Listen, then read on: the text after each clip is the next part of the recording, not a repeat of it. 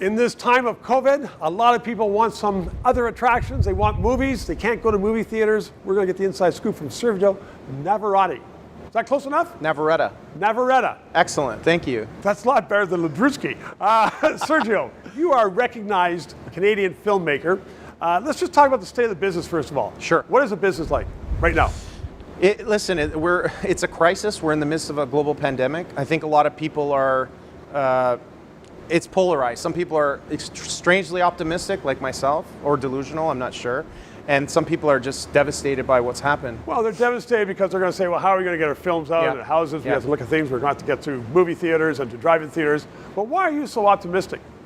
Because I see this as a renaissance period. I think as the world hits the pause button, we have a 4 to 6 month window, maybe longer, now that we're seeing more spikes in the US, where Canadians can really reflect on content development and figure out how to produce the more domestic product. When you talk about domestic product, is that American films made in Canada?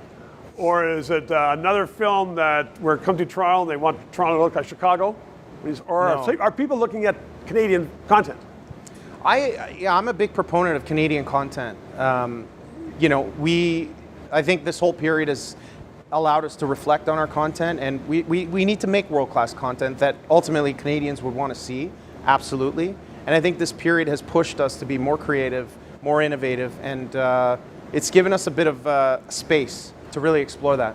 Do Canadian filmmakers such as yourself, do they enjoy the same incentives and tax breaks that American and French and British filmmakers enjoy? I think we're extremely lucky. I think our tax credit, and I guess our Canadian dollar being so low right now makes us extremely competitive.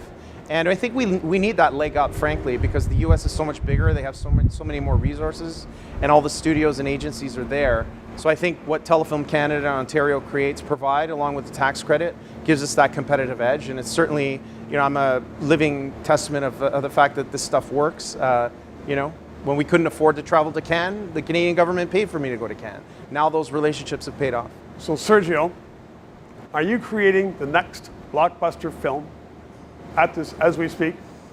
I'm not sure. My son keeps saying, "Are you going to do the next Star Wars?" I said, "Well, that would be the pinnacle. That would be, the absolute."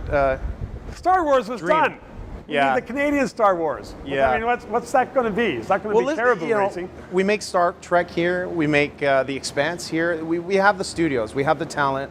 We have the capacity. It's just, I think part of it is a mindset.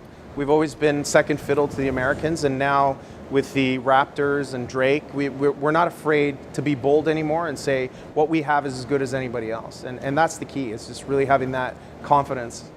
It recently emboldened Sergio. Congratulations. Thank you, man. I know you've been making some great films. Thank you. We all look forward to the other ones. Thank you so much, Stephen. Okay, thank you. 3 minutes up. Thank you for watching. We are going to continue to broadcast from the secret bar here on top of the George Restaurant Courtyards on Queen Street East in Toronto. In these days, where politicians are spending a lot of your money, Parliament's not sitting, it's important to have an independent news source. That's what we are doing. We hope you subscribe.